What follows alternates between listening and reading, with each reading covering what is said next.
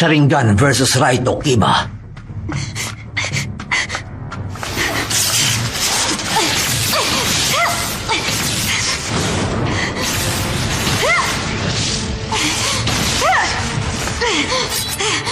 Sharingan?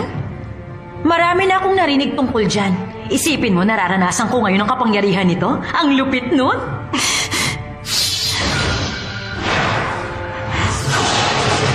Ayun siya!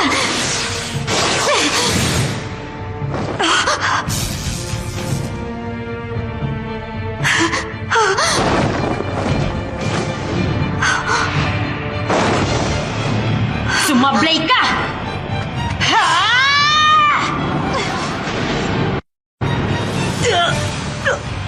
Aba, ang swerte mo!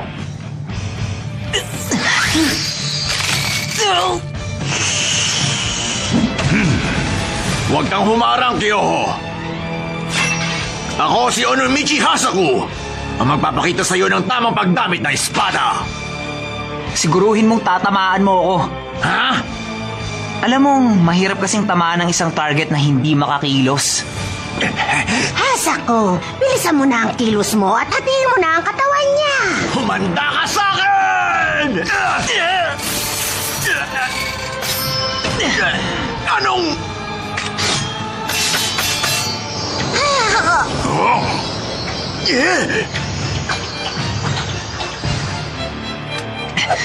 Di ba sabi ko sa'yong siguruhin mong tatamaan mo ako?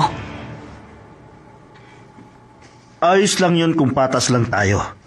Sa kasamang palad, hindi mo tinamaan si Todoro. Baka ang sandatang to ng Shibuke ang magpapabagsak sa'yo.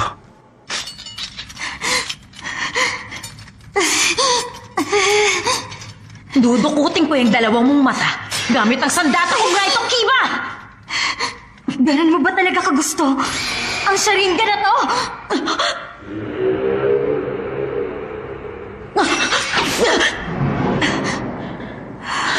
Kailangan kong mag-ingat sa genjutsu ng Sharingan na yan.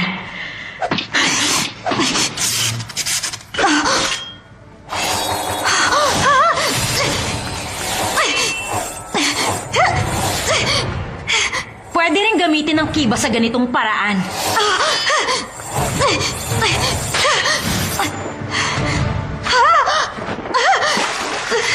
Tubig!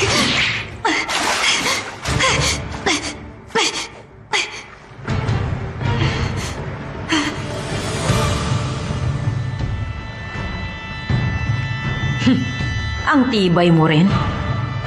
Pero ito na ang katapusan mo. Ninpo, Raibyo.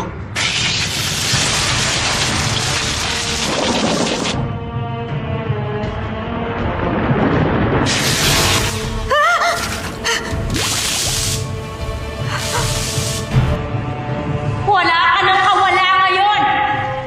Hindi ko alam na mahiyain ka pala. Bakit hindi ka magpakita? Ang isa sa katangian ng Sharingan ay ang abilidad na basahin ang hand seals na ginagawa ng kalaban nito at gayahin yun. Hanggat hindi mo nakikita ang mga hand seals na ginagawa ko, hindi kita dapat natakutan. Mamamatay ka at hayaan mo sila magluksa sa'yo.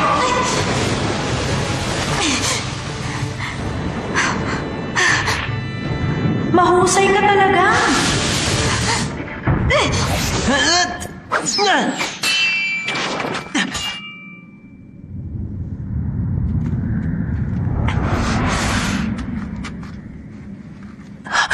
Kagura, ikaw ba yan?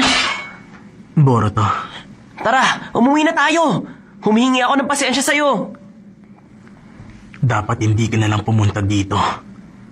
Binalaan na kita. Ano? Anong sinasabi mo dyan? Wala na. Huli na. Hindi pa huli ang lahat. Kaya pa nating umabot sa roll call. Alam mo namang binalaan kita. Isuko mo na ang Hirame-Karay mo! Hindi mo na ako matatakot ngayon! Para namang may magagawa ka pa dyan sa kaawa-awa mong espada. Minamaliit niya yata ang sandata ng mga kiri. Depende sa gumagamit ang kakayahan ng isang sandata. Ano ka mo?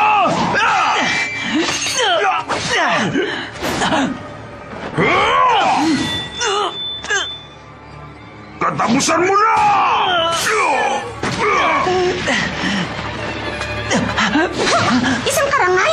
patayin ka at gamitin ang dugo mo para basbasan ang muling pagkabuhay ng bayan ng Kiri!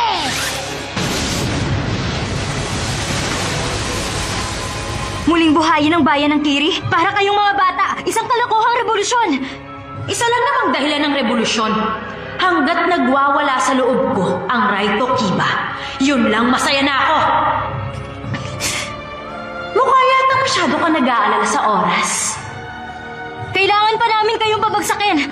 Bago pa magsimula ang roll call mamayang alas 10. Pababagsakin ko na kayo ngayong alas 9. Hindi talaga marunong sumuko ang mga taga-Konoha.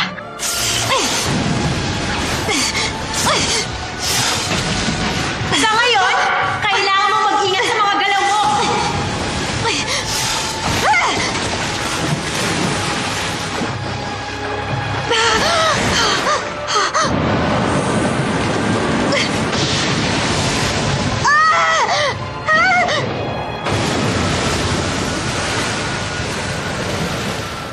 Isang bunshin? Dahil sa teknik na yun ni Boruto, nagawa kong makaligtas sa labanang yun. Kung hindi ako mag-iisip ng mabuti, siguradong mapapabagsak ako ng Raito na yun. Bakit kasi hindi ka nalang sumuko? Alam na ngayon ng Raigyo ang kinaroroonan mo. Hindi ka na makakatakas. Siguradong mamamatay ka sa Raito Kiba ko. Bago yon, sasabihin ko muna sa iyong tungkol sa Kiba. Ang totoong may-ari nito ay si Kurosuke Raiga. Si Naruto mula sa bayan niyo ang pumatay sa kanya. Siya ang ama ko. Kahit hindi niya alam na meron pala siyang anak at ako na nga yun. Dalawa lang ang pagpipilian. Lalaban ako o mamamatay ako. Nakita na kita! Ay! Baliw ka na ba? Ay! Ay!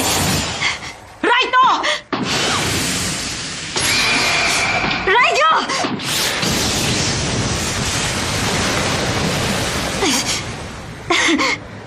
Sa wakas nakita na rin kita, Miss Mahiyain.